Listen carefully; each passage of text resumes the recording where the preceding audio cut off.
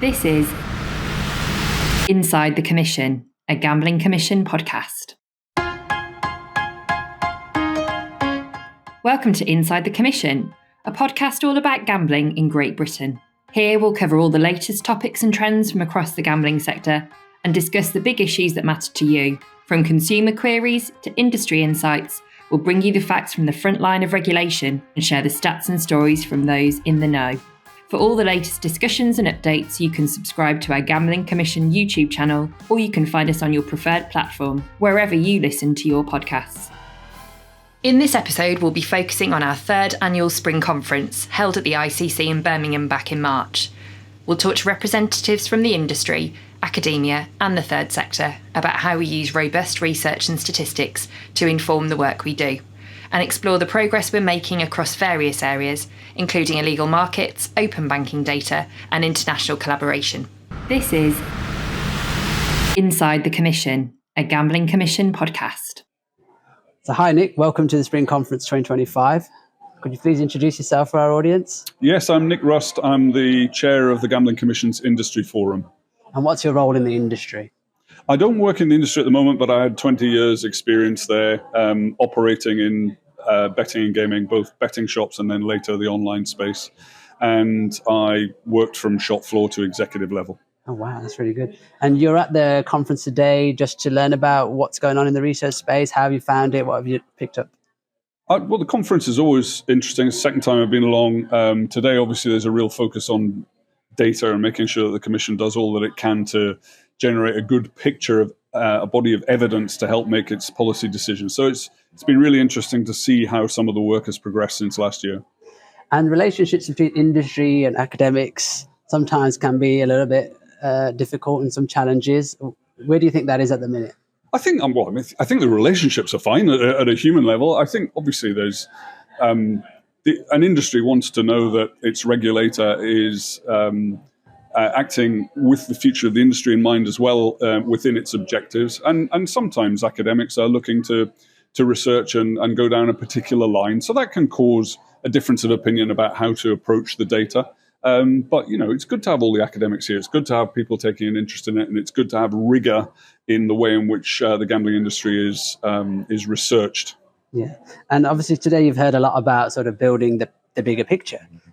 What's been the most useful part so far? I know we're not all the way through the day, but you've got a good flavour of what's been said today. I think the session with Tim Livesley and others, looking at the nuts and bolts of how some of the individual streams of research and evidence gathering are being conducted and the progress made, that's been really good. I think it would be good if there was a chance to have a bit more questioning and suggestions around it, but maybe that can come after the conference. But it's been really good. And with your industry hat on, then you're hearing all this stuff. Which bits are really sort of like getting your antennas going, thinking, oh, we could be a bit more involved there, or maybe we should do a little bit more on this? I raised a point today in open session.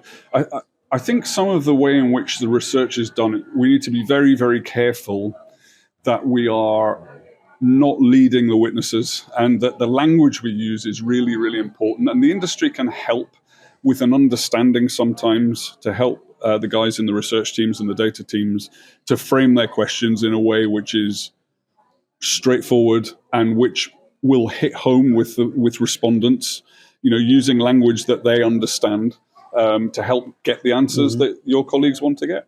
Absolutely, brilliant. And I suppose finally, just to finish on, this is an annual event now. It happens every year. You'll probably be here next year. What are you sort of most excited about over the next 12 months in terms of data? And obviously, there's a lot of stuff which was presented today, GSGB and ROCD data and all sorts of stuff that's coming through. Which bits are you sort of thinking, that could really make a big difference? The two areas I'm particularly interested in are an area where the Commission knows that it's had to up its game, which is general consumer voice, customer voice, I think you call it. Much more information there outside of just people who have been at harm, where the Commission has done a lot of work on that before. We need to understand general consumers much, much better, I think. And so I'm excited to hear that's happening. And I'm also really pleased to see that non-licensed gambling and understanding what is truly happening there and why consumers are using those services is really important, because, you know, if we want to make sure that people are protected, then we can't just look at the licensed community. That is really important. The licensed community has to deliver. But at the same time, if we're bleeding people out where they're not really being looked after in the unlicensed space, that's important to get hold of. And I'm delighted to see that the Commission is looking at the size of that issue. Right, thank you very much. Thank you. Thank you, Nick. My name is Stephen Sheridan, Director of Consumer Protection with the Gambling Regulatory Authority in Ireland. We're at our spring conference today, so you're at the Gambling Commission of Great Britain's spring conference. Can you tell us about what you're hoping to get out of today, what you've enjoyed so far? Well, today it's a good opportunity to learn a lot from a research perspective. We're at the very beginning of our journey in Ireland in relation to setting up the regulator and putting in place our statutory functions around research. So I suppose we've been learning a lot from the UKGC on how research and data collection has been so important here. So it's been really helpful in setting our own goals as we move to the future. Fantastic. So in terms of that, what would you say have been the challenges without having a specific body overseeing gambling regulation? And how do you envisage working with both the Gambling Commission here in Great Britain, but also other regulators globally? Yeah, I think that has been an issue. There hasn't been a regulator in Ireland, so it's only really been a licensing regime up until now. So what that means is that we can learn a lot from our colleagues in the UK and other European regulators and learn from, I suppose, what's worked well, any sort of lessons learned that we can get from other organisations. And the UKGC in particular has been very helpful in giving us advice and guidance as to how we set up our functions. So on that, what about the journey so far to establishing a regulator in Ireland? Could you tell us a bit more about that? Well, I suppose we've been focused on setting up the organisation. The passing of the legislation has been a huge milestone, which happened in October. Actually, today we are formally legally established as a statutory regulator, which is a hugely significant milestone. We've got our authority members now in place, so it means we can start now making progress towards implementation of the new Act and our functions, with a particular focus on licensing as a key priority initially. Okay, so licensing is going to be a priority. What would you say in terms of the approaches to gathering data to support the work of the regulator? What will be next steps around that? Well, I suppose there's a number of key areas to that. It'll be once we get our licensing regime up in place, understanding the sector in Ireland. I suppose there are a lot of similarities with the UK, so we've learned a lot from the sector here and also current licensing regime. We'll just be looking at how we sort of use data in the future in relation to whether it's research, future policy, from a compliance perspective and enforcement action. So there are huge opportunities for us to use data, and we've been lucky that we can rely on the UKGC to sort of help explain some of the areas that they have used data and where sort of and the lessons learned that they've had from that. Thank you, Stephen. In terms of the similarities or maybe differences, what sort of particular features of the market would you say are similar to Ireland here in Great Britain?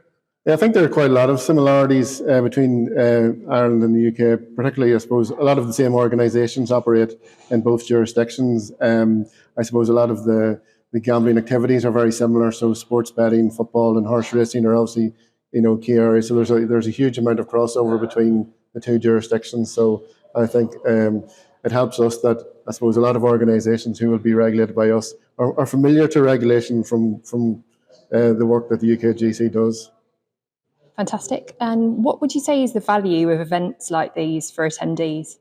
I think these are hugely important for all sort of stakeholders, because it gives an opportunity for people to engage with the regulator, which is, it's a very important aspect to it, to, I suppose, be able to give feedback on the work that the UKGC is doing, for example, to sort of provide, comment on the approach for research, the types of data being collected, and just the opportunity to feel, I suppose, involved in the process, and that all stakeholders can feel that they are, engaged in the whole development of new policy.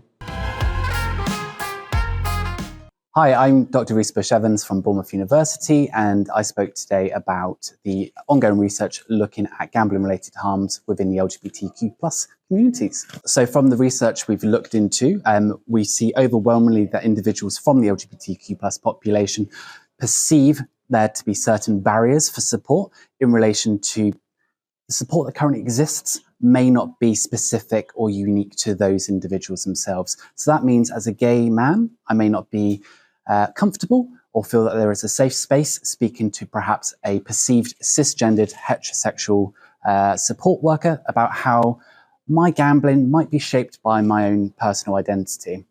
Also, we saw that there was a lack of representation across the board of support organisations for individuals to realise that there are other people in the community similar to themselves experiencing gambling-related harms.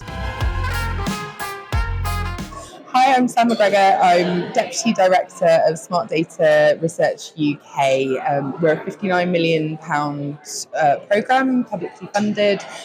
We are funded by UK Research and Innovation, and our mission is to unlock the power of data to improve lives. So we're looking a lot at the moment at generative AI, who isn't, and what the opportunities of generative AI would be for research, and particularly big data. Obviously, there's big data is led to, is part of what's led to the kind of acceleration of generative AI. But there are lots of different ways that we can look at that, right? So we can look at it in terms of enabling data analysis. We can look at it in terms of collecting more data.